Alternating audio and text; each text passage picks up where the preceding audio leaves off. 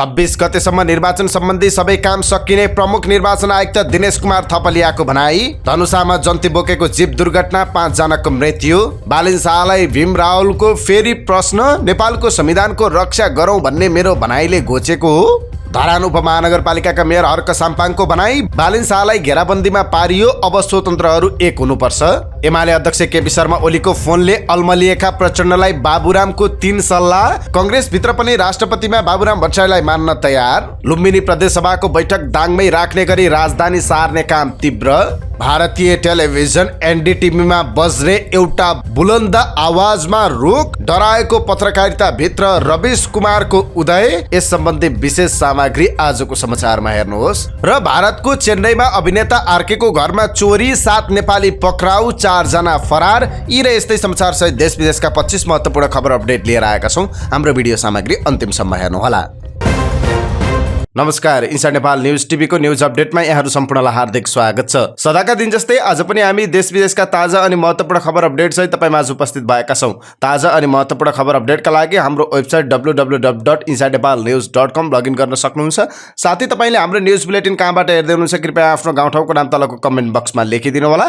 तपाईलाई हामीले प्रस्तुत गरेको सामग्री मन परेको छ भने कृपया हाम्रो भिडियो सामग्रीमा एउटा लाइक अवश्य गरिदिनु होला। आजको समाचार सुरुवात गरौँ निर्वाचन आयोगको पत्रकार सम्मेलन सम्बन्धी प्रसङ्गबाट। प्रमुख निर्वाचन आयुक्त दिनेश कुमार थपलियाले मङ्सिर 26 गतेसम्म निर्वाचन प्रक्रियाका सम्पूर्ण काम सक्ने दावी गर्नुभएको छ। जिल्ला निर्वाचन कार्यालय काठमाडौँले जिल्लामा निर्वाचनमा खटिने निर्वाचन अधिकृत र सुरक्षा निकायका प्रमुखका लागि राखेको धन्यवाद ज्ञापन कार्यक्रमलाई सम्बोधन गर्दै प्रमुख निर्वाचन आयुक्त थपलियाले निर्वाचन प्रक्रियाका सम्पूर्ण कामहरू मङ्सिर 26 गतेसम्म सक्ने तयारी भएको बताउनुभयो। उहाँले मङ्सिर 19 गतेसम्म मतगणना कार्य सम्पन्न गरिसक्ने र राजनीतिक दलहरूलाई मङ्सिर 22 गतेसम्म निर्वाचित प्रतिनिधि सभा सदस्यको नाम कानुनले तोके अनुसार पठाउनका लागि पत्रचार गर्ने बताउनु भयो। 22 गतेसम्म पत्रचार गरिसक्ने गरी हाम्रो तयारी छ। त्यसको 3 दिन समय हुन्छ र त्यो प्राप्त भएको 2 दिन भित्रमा हामीले सम्पूर्ण प्रतिवेदन तयार गरेर सम्मानित राष्ट्रपति ज्यू समक्ष बुझाउने भनेर भनेका थियौं। उहाँले भन्नुभयो सबै अभ्यास 22 गते सक्ने भनेका थियौं, तर 25-26 गते पुग्न सक्छ कि भन्ने देखिएको छ। आयोग त्यही अभियानमा तम तयार भएर लागि परेको बताउनु भएको छ।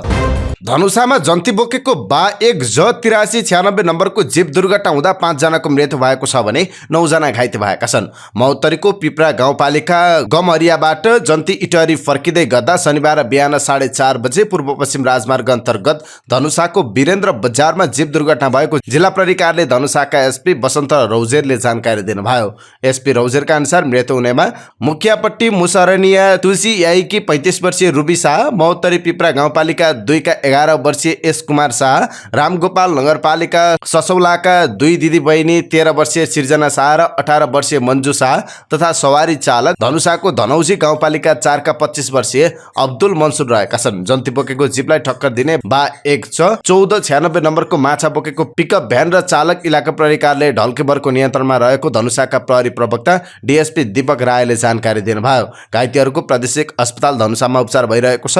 उनीहरूमध्ये 1 जनाको अवस्था गम्भीर रहेको अस्पतालले जनाएको छ। काठमाडौँ महानगरपालिकाका मेयर बालिन शाहले जवाब फर्काएपछि नेकपा एमालेका नेता भीम रावलले शाहलाई फेरि प्रतिप्रश्न गर्नुभएको छ। रावलले तपाईहरू जस्तो विदेशी सहयोग माग्ने कुनै रहर छैन भन्ने असान्दर्भिक कुरा गरी उत्तेजना प्रकट गरेबाट नेपालको संविधान र नेपालको मर्यादा र स्वाभिमानको रक्षा गरौँ भन्ने मेरो भनाइले घोचेको हो कि भन्दै शाहलाई प्रश्न गर्नुभएको छ। यसअघि शाह र अमेरिकी राजदूत डिन रिचार्ड थम्सन बीच बिहिबार भएको भेटका विषयमा एमाले नेता भीम रावलले प्रश्न उठाएपछि मेयर बालिन शाहले लगत्तै जवाब फर्काउनु भएको थियो। रावलले भेटमा कूटनीतिक आचरण पालना भए नभएको बारे प्रश्न राख्दै जनउत्तरदायी भए जवाब दिन चुनौती दिनुभएको थियो। रावलले सामाजिक सञ्जाल मार्फत गरेको प्रश्नलाई सामाजिक सञ्जाल मार्फत नै जवाब दिँदै बालिन शाहले परराष्ट्र मन्त्रालयबाट अनुमति लिएर आएपछि आफूहरूले भेटका लागि अनुमति दिएको बताउनु भएको थियो। धरान उपमहानगरपालिकाका मेयर हर्क साम्पाङले स्वतन्त्रहरू एक हुने समय आएको बताउनु भएको छ। काठमाडौँ महानगरपालिकाका मेयर बालिन शाह विरुद्ध घेराबन्दी भएको भन्दै साम्पाङले स्वतन्त्रहरू एक हुने बेला आएको बताउनु भएको छ। उहाँले सामाजिक सञ्जालमा लेख्नु भएको छ, कथाले माग्यो अब स्वतन्त्रहरू एक बन्ने बेला आएको छ। स्वतन्त्र मेयर बालिन शाहलाई जुन किसिमले घेराबन्दीमा पारिएको छ त्यो निन्दनीय छ। यो बेलामा अरूले साथ देउन् नदेउन् तर मेरो साथ रहन्छ। पछिल्लो समय राजनीतिक दलका शीर्ष नेताहरूले बालिनको कामप्रति प्रश्न उठाउँदै आएका छन्। ती प्रश्नको जवाब फर्काउने क्रममा बालिनका अभिव्यक्तिलाई लिएर मिश्रित प्रतिक्रियाहरू आइरहेको बेलामा हर्क साम्पाङ बालिनको पक्षमा देखिनु भएको हो। प्रधानमन्त्री शेरबहादुर देउवाले अपाङ्गता भएका व्यक्तिको हक अधिकारको संरक्षण र सम्वर्धन गर्दै उनीहरूलाई राज्यबाट प्रदान गर्ने सेवा सुविधामा सहज र प्राथमिकतायुक्त पहुँच सुनिश्चित गर्नु सबैको दायित्व भएको बताउनु भएको छ। 31औं राष्ट्रिय अपाङ्गता दिवसका अवसरमा शुभकामना दिँदै उहाँले नेपालको संविधानले आर्थिक रूपले विपन्न, अशक्त र असहाय अवस्थामा रहेका असहाय एकल महिला, अपाङ्गता भएका बालबालिका, आफ्नो हेरचाह आफै गर्न नसक्ने तथा लोप उन्मुख जातिका नागरिकलाई कानुन बमोजिम सामाजिक सुरक्षाको हक हुने कुराको प्रत्याभूति गरेको बताउनु भएको छ। बैतडीको पञ्चेश्वर गाउँपालिका 4 सौलोडा गाउँकी 21 वर्षीय माया लुवारको हत्यामा संलग्न रहेको भन्दै सशस्त्र प्रहरीका एक जवानको नाममा किटानी जारी परेको छ।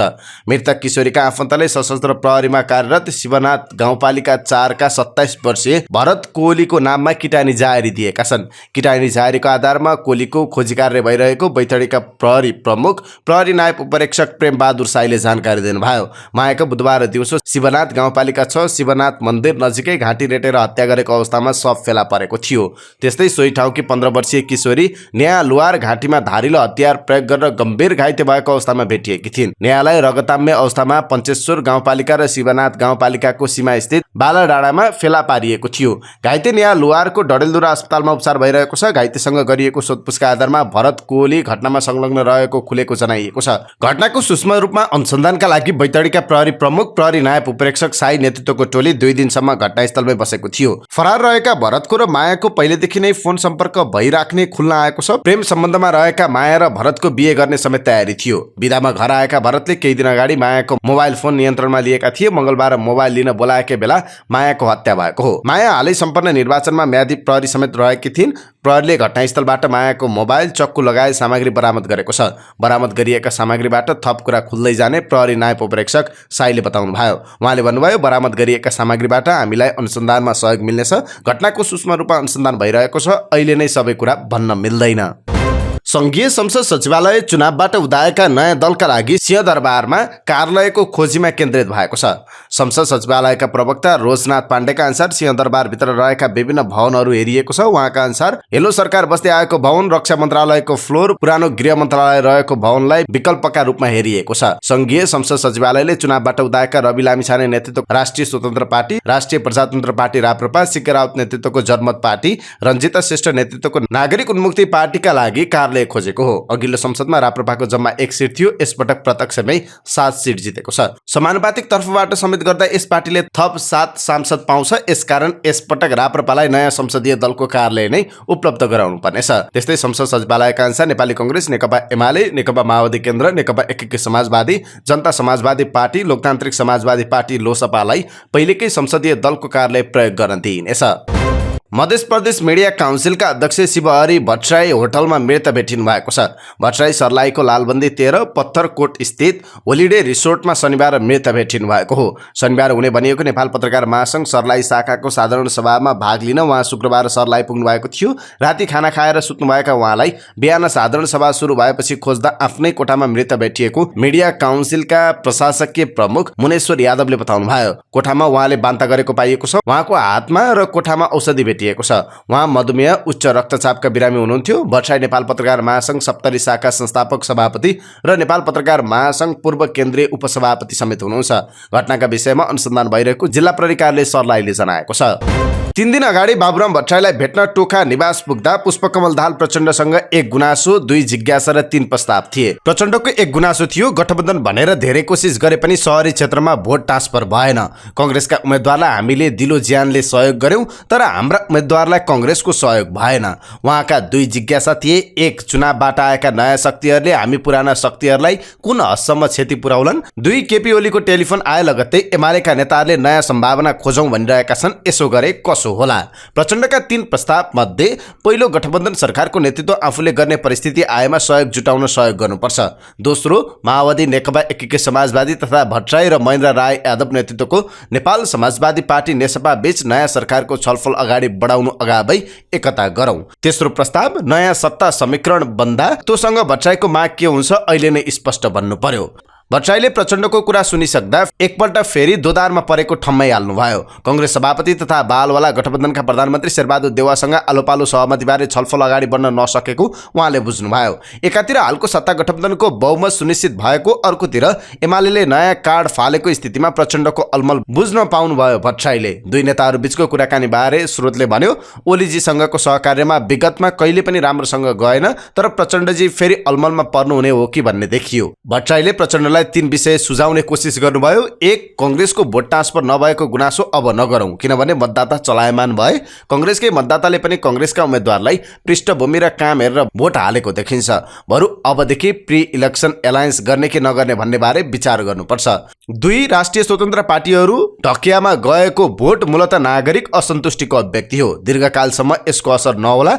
अब सरकारले कसरी डेलिभर गर्छ भन्ने सरोकार मुख्य हो। 3. ओलीसँगको सहकार्य सहज ढङ्गले अगाडि जाँदैन भन्नलाई विगतका उदाहरण काफी छन्। 2-4 फोन बजे भन्दैमा त्यसतर्फ विचारै नगर्नु। प्रचण्डको 3 प्रस्तावबारे भट्टराईको जवाब पनि गोलमटोल सुनियो। पहिलो, सरकार हालैकै गठबन्धनको तर्फबाट गठन हुनुपर्छ। कसले नेतृत्व गर्ने भन्ने बारे सहमति जुटाउनुहोस्, मेरो शुभेच्छा नै छ। दोस्रो, चुनाव चिन्ह नै एउटा बनाएर लडिसकेपछि एकतामा अल्झिनुपर्ने कुरा छैन, तर पार्टीको नामबारे विचार गरौँ। अब फेरि कम्युनिस्ट नाममा अर्को पार्टी नबनाऊ। तेस्रो, मेरो व्यक्तिगतमा केही छैन, छलफलबाट केही आयो भने तय गरौँ। अनलाइन खबरसँग गरेको कुराकानीमा भट्टराईले प्रचण्डसँग विभिन्न इस्युमा कुराकानी गरेको पुष्टि गर्नुभयो। उहाँले पार्टी एकता लगाए समग्र विषयमा कुरा भएको भन्दै पहिले सरकार गठनको चित्र स्पष्ट हुन दिनुपर्ने बताउनुभयो। माओवादी र हाम्रो बीच पार्टी एकताको सैद्धान्तिक सहमति भइसकेको छ नै, पहिले सरकार निर्माण लगायतका समग्र सहमतिको पिक्चर क्लियर हुन दिउँ। उहाँले भन्नुभयो, त्यसपछि हामी कुन कुन पक्षसँग कसरी एकता गर्छौं भन्ने पनि स्पष्ट भइहाल्छ। स्रोतका अनुसार प्रचण्डले प्रधानमन्त्री नपाउने अवस्थामा भट्टराईलाई राष्ट्रपति बनाउन सकिने बारे छलफल गर्नुभएको छ, तर भट्टराईले यसबारे छलफल नभएको दाबी गर्नुभयो। कांग्रेसका केही नेताले भट्टराईलाई राष्ट्रपति बनाउने विकल्पबारे छलफल चलाएका छन्। देउवा पनि आफू प्रधानमन्त्री बन्ने शर्तमा यसबारे सकारात्मक देखिएको बुझिएको छ। नेकपा यसका नेता झलनाथ खनालले राष्ट्रपति पदको आकांक्षा राखे पनि चुनाव हारिसकेको अवस्थामा उहाँको उक्त पदका लागि अडान लिने नैतिक बल कमजोर भएको छ। यस्तो अवस्थामा नेकपा यसले पनि उक्त पदमा दाबी नदोहोऱ्याउन सक्छ। गुल्मीमा सवारी साधनमा राखेर तमघास ल्याउँदै गरेको घरेलु रक्सी प्रहरीले बरामद गरेर नष्ट गरेको छ। रेडीबाट तमघासतर्फ आउँदै गरेका 4वटा सार्वजनिक सवारी साधनबाट देउरालीमा जाँचका क्रममा प्रहरीले घरेलु रक्सी फेला पारेको थियो। उक्त रक्सी स्थानीय जनप्रतिनिधिको रहबरमा नष्ट गरिएको जिल्ला प्रहरी कार्यालय गुल्मीका प्रहरी नायब उपरीक्षक माधवराज खरेलले बताउनुभयो। लुम्बिनी प्रदेशको राजधानी दाङ स्थानान्तरणको काम तीव्र पारिएको छ। 2077 साल असोज 20 गते प्रदेशसभाको 2/3 बहुमतले प्रदेशको नाम लुम्बिनी र स्थायी राजधानी राप्ती उपत्यका देउखुरी तोक्ने निर्णय गरेको थियो। प्रदेशसभाले गरेको निर्णय अनुसार करिब 1.5 वर्षपछि प्रदेश राजधानी कार्यान्वयनको काम अगाडि बढाइएको हो। निर्वाचन लगत्तै लुम्बिनी प्रदेश राजधानी अस्थायी मुकाम बुटोलबाट थाई राजधानी दाङको राप्ती उपत्यकामा सार्न लागि छ। मङ्सिर महिनाभित्र प्रदेश सरकारको मुख्यमन्त्री मन्त्री परिषदका कार्यहरू बुटोलबाट दाङको राप्ती उपत्यका ल्याइसक्ने र नवनिर्वाचित सांसदहरूलाई दाङको प्रदेश सभा भवनमा शपथ ग्रहण समेत गराउने गरी प्रदेश सरकारले तयारी थालेको छ। प्रदेश पूर्वाधार विकास प्राधिकरणले पहिलो चरणमा मुख्यमन्त्री तथा मन्त्री परिषदको कार्यालय लगायत अन्य मन्त्रालय सार्न पूर्वाधार तयार पार्ने काम गरिरहेको छ। राप्ती गाउँपालिकाको लालमटियामा अवस्थित राप्ती प्रादेशिक कलेजमा प्रदेश राजधानीका मन्त्रालय राख्ने गरी सबै पूर्वाधार तयार तथा व्यवस्थापनको काम भइरहेको छ। पूर्वाधार प्राधिकरणका कार्यकारी निर्देशक छविराज पोखरेलले अहिले मुख्यमन्त्री तथा मन्त्री परिषदको कार्यालय, मुख्यमन्त्रीको निवास, मुख्य सचिवको निवास तयार पार्ने काम अन्तिम चरणमा पुगेको बताउनुभयो। उहाँका अनुसार त्यसपछि क्रमशः अन्य मन्त्रालयहरू पनि स्थानान्तरण गर्ने तयारी छ। करिब 18 बिघा क्षेत्रफलमा रहेको राप्ती प्राविधिक शिक्षालयको परिसरमा 40 बढी साना ठूला भवनहरू रहेका छन्। त्यही परिसरभित्र प्रदेश सरकारले राजधानीको प्रशासनिक केन्द्र निर्माण गर्न लागेको छ। विगत 18 वर्षदेखि अस्ट्रेलियाको सिडनीमा मनोचिकित्सकको रूपमा कार्यरत त्यहाँका डाक्टर घनश्याम चापागाईले कलिलै उमेरमा आफ्नो सन्तानलाई विदेश नपठाउन सुझाव दिनुभएको छ। नेपालको पाटन अस्पताल र नेपाल मेडिकल कलेजमा 2 वर्ष मनोरोग विशेषज्ञको रूपमा काम गरेर अस्ट्रेलिया पुग्नुभएका चापागाई सिडनीको केलीभिल स्थित हिल्स क्लिनिकमा कार्यरत हुनुहुन्छ। त्यहाँको मेडिकल स्टाफ काउन्सिल प्रेसिडेन्टका रूपमा कार्यरत चापागाईको भनाइमा पछिल्ला वर्षमा विद्यार्थी धेरै मनोरोगका कारण ग्रसित हुने गरेका छन्। आफूले हेर्ने दैनिक 21 बिरामी मध्ये 3 जना हाराहारी नेपाली हुने गरेको उहाँले बताउनुभयो, जसमध्ये धेरै कलिलो उमेरका विद्यार्थीहरू रहने गर्दछन्। उदासीनता, दिक्क लाग्ने, आत्तिने जस्ता डिप्रेसनका समस्या लिएर धेरै आउने गरेको भन्दै उहाँले भन्नुभयो, केही कडा खालको मानसिक रोग लिएर आउँछन्। त्यहाँको वास्तविक अवस्था नबुझी पुगेका विद्यार्थी अपेक्षा अनुसार नभएपछि उदासीन हुने गरेको उहाँको भनाइ छ। उहाँले भन्नुभयो, आफ्ना छोराछोरीलाई विदेश पठाउनु अघि त्यहाँको सम्भावनाका बारेमा अभिभावकले बुझ्न जरुरी छ। 12 कक्षा पास गरेर जाने विद्यार्थीमा बढी समस्या हुने गरेको भन्दै उहाँले कम्तीमा स्नातक उत्तीर्ण गरेर मात्रै अस्ट्रेलिया पठाउन उहाँले अनुरोध गर्नुभयो। आफूकोमा उपचारका लागि आउने 1/3 विद्यार्थी हुने गरेको भन्दै 18 देखि 20 वर्षको उमेरमा परिवारबाट अलग भएर आफ्नो र परिवारको दोहोरो बोझ बोक्नु पर्दा उनीहरूलाई कठिन हुने गरेको डाक्टर चापागाईको भनाइ छ। उहाँले भन्नुभयो, अभिभावकले बुझ्नु पर्यो, कलेजको शुल्क पनि तिर्नु पर्यो, आफू जाँदा लिएको ऋण पनि तिर्नु पर्यो। ती कुरा धान्न नसक्दा विद्यार्थीमा मानसिक समस्या पर्ने गरेको छ। कतिपय अभिभावकले आफ्ना छोराछोरीलाई सुधार्नका लागि बाहिर पठाउने गरेको भन्दै उहाँले नेपालमा कुलतमा फसेकालाई बाहिर पठाउँदा सुध्रनको सट्टा झनै बिग्रिने बताउनु भयो। नेपालमा हुँदा परिवारको रेखदेखबाट समेत नसुध्रिएका बाहिर एक्लो जीवनमा सुध्रिन सम्भव नहुने भएकाले त्यस्तो गल्ती नगर्न उहाँले सुझाव दिनुभयो। कतिपय पहिलेदेखि नै अस्ट्रेलियामा रहेकाहरूमा पनि समस्या आउने गरेको उहाँले जानकारी दिनुभयो। पढ्न जाने विद्यार्थीले आफ्नो कलेजका बारेमा राम्ररी बुझेर पूर्व तयारीका साथ जानुपर्ने उहाँ बताउनुहुन्छ। यसरी समस्या देखिनेमा धेरै महिलाहरू हुने गरेका छन्। आत्महत्या गर्ने पुरुष बढी हुने भए पनि आत्महत्याको प्रयास गर्नेमा महिला बढी रहेको उहाँले जानकारी दिनुभयो। अस्ट्रेलियाको सिडनीको एउटा अस्पतालको अवस्थालाई चित्रण गर्दै उहाँले सिङ्गो देश र अन्य यस्तै देशमा पनि यही खालको समस्या हुने भएकाले उच्च सावधानी अपनाउन र बुझेर मात्रै आफ्ना सन्तानलाई विदेश पठाउन सुझाव दिनुभयो। महानायक राजेश हमालले होटल व्यवसाय नेपालको अर्थतन्त्रका लागि महत्त्वपूर्ण क्षेत्र भएको बताउनु भएको छ। काठमाडौँमा आयोजना भएको नेपाल होटल अवार्ड 2022 बारे जानकारी दिन आयोजित पत्रकार सम्मेलनमा बोल्दै उहाँले होटल व्यवसायहरू नेपालको अर्थतन्त्रका लागि महत्त्वपूर्ण भएको बताउनु भएको छ। उहाँले नेपाल पर्यटनको आकर्षण केन्द्र रहेकाले धेरैभन्दा धेरै पर्यटकलाई नेपाल भित्राउन सके नेपालले अर्थतन्त्रमा फड्को मार्ने बताउनु भयो। महानायक हमालले अहिले नेपालका विभिन्न स्थानमा हातमा गर्न नसकिने होटलहरू भइसकेको भन्दै ती होटलहरूको व्यवस्थापन र सञ्चालन कसरी भएको छ भन्ने बारे निरीक्षण हुन जरुरी रहेको बताउनु भयो। उहाँले देशमा अहिले च्याउ उम्रिए झैं होटलहरू बन्दै गए पनि तिनीहरूको गुणस्तर कस्तो छ भन्ने कुराले पर्यटकको ध्यान आकर्षण हुने बताउनु भयो। भारतबाट पेट्रोलियम पदार्थको मूल्य घटेर आए पनि नेपाल आयल निगमले मूल्य नघटाउने जनाएको छ।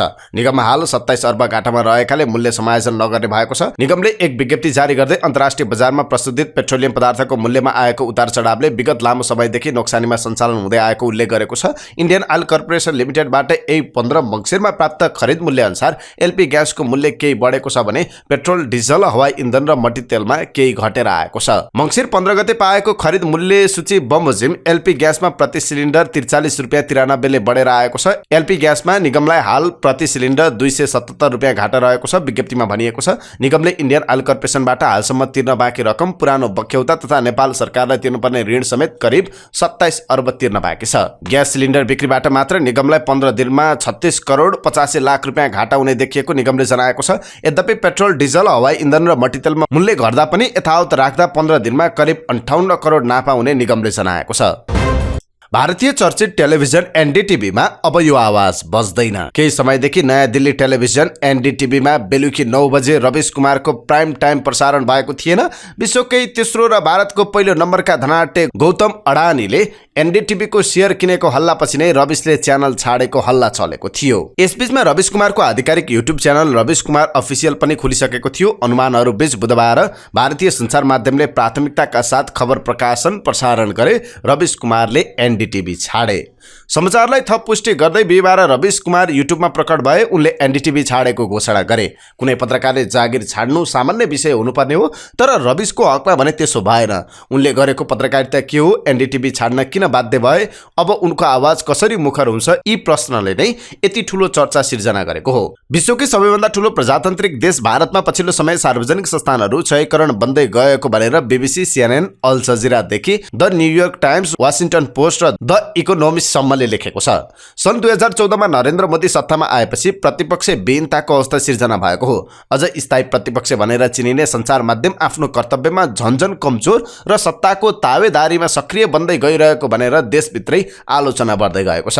सञ्चार माध्यमले जनसरोकारका विषयलाई भन्दा हिन्दू मुस्लिममा बहस र बलिउडका गसिपलाई प्रमुखताका साथ उठाइरहेका छन्। भारतीय मिडियाको पछिल्लो शैलीबारे प्रतिपक्ष कांग्रेसका नेता राहुल गान्धीले केही दिन अगाडि गुजरातमा भनेका थिए, भारतीय मिडिया ऐश्वर्या रायको कपडाको साइज कति छ भनेर नाप जाँच गर्न व्यस्त छ। उसलाई भारतमा कति बेरोजगार युवा छन् भनेर लेखाजोखा गर्न फुर्सद छैन। किसानको समस्या के छ भनेर सोध्न चासो छैन। महिलामाथि हुने हिंसाका विषयमा बोल्न मन छैन। त्यसैले म मतदातालाई भन्दै आएको छु, यिनीहरूबाट तपाईले केही अपेक्षा नगर्नुहोस्। भारतीय मिडियाले जति राजनीतिक विषय उठाउँछन् त्यो पनि सरकारी योजनाको प्रचार र प्रधानमन्त्री मोदीको महिमा मण्डन लगाउँछन् भनेर आलोचना हुन्छ। तर प्रधानमन्त्रीको प्रतिबद्धता र योजनाहरूको कार्यान्वयनमा देखिएको कमी कमजोरी बारे मौन बस्छन् भन्ने टिप्पणी सामाजिक सञ्जालमा भइरहेको हुन्छ। सबैजसो मिडिया सत्तासँगको सौदाबाजीमा सक्रिय रहेका बेला रविश कुमारको यस्तो आवाज थियो जसले सत्ता र शक्तिमाथिको खबरदारीलाई आफ्नो पहिचान बनाइरहे। सायद त्यसैले प्रधानमन्त्री मोदी निकट भनेर चिनिएका धनाटे अडानीले एनडीटीभीको शेयर खरिद गरिदिए।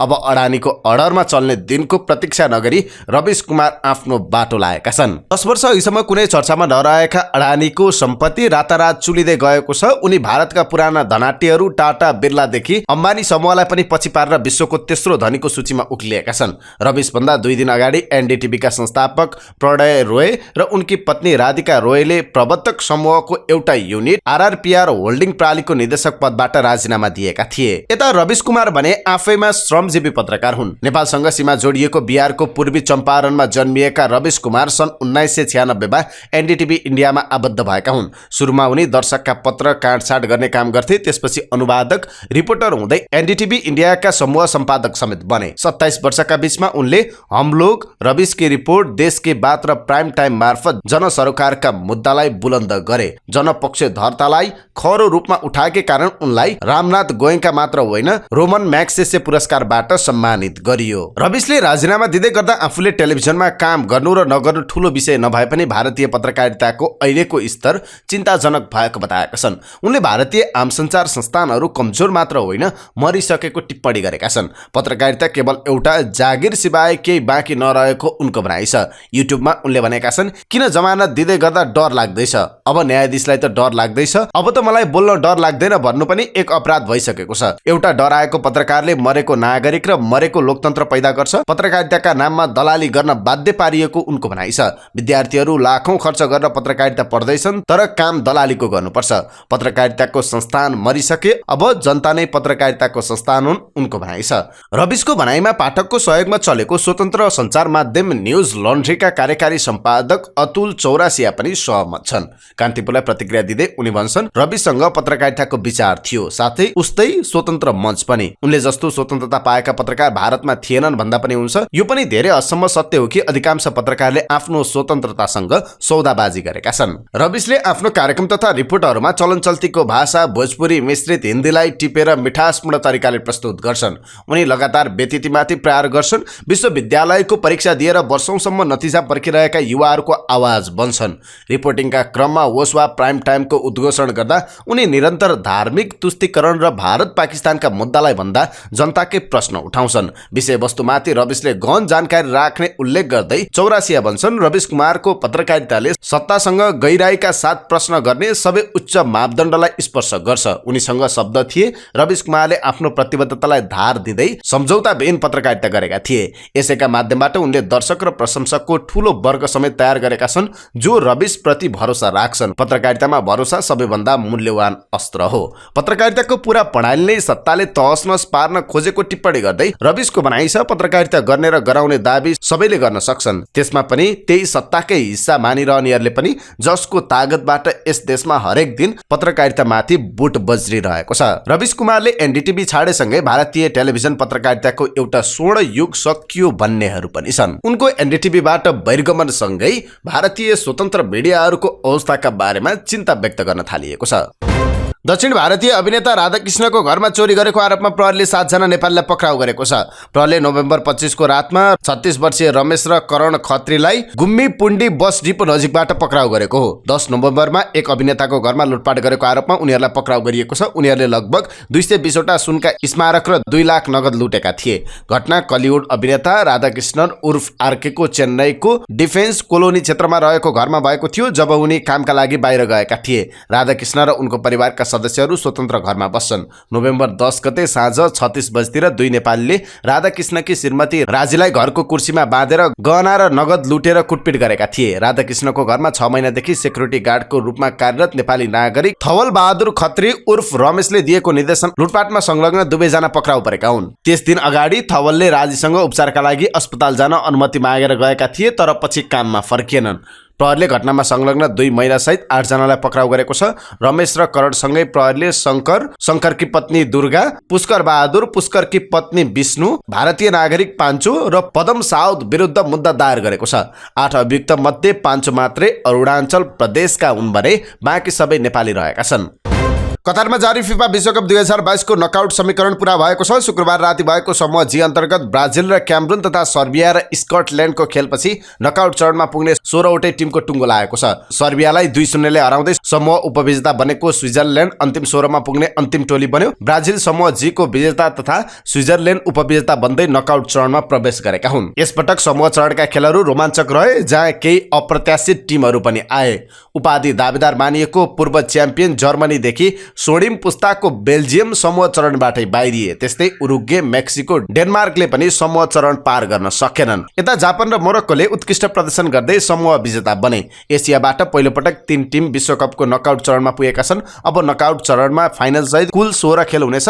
नकआउट चरणमा युरोपियन टिमकै वर्चस्व रहेको छ। युरोपबाट सर्वाधिक 8 राष्ट्र नकआउट चरणमा प्रवेश गर्दा एसियाबाट 3, दक्षिण अफ्रिकाबाट 2 तथा उत्तर अमेरिकाबाट 1 टिम रहेको छ। समूह एबाट नेदरल्यान्ड्स र सेनेगल, समूह बीबाट इङ्ल्यान्ड र अमेरिका, समूह सीबाट अर्जेन्टिना र पोल्यान्ड, समूह डीबाट फ्रान्स र अस्ट्रेलिया, समूह ईबाट जापान र स्पेन, समूह एफबाट मोरक्को र क्रोएसिया, समूह जीबाट ब्राजिल र स्विजरल्यान्ड तथा समूह एचबाट पोर्चुगल र दक्षिण कोरिया अन्तिम 16 मा प्रवेश गरेका छन्।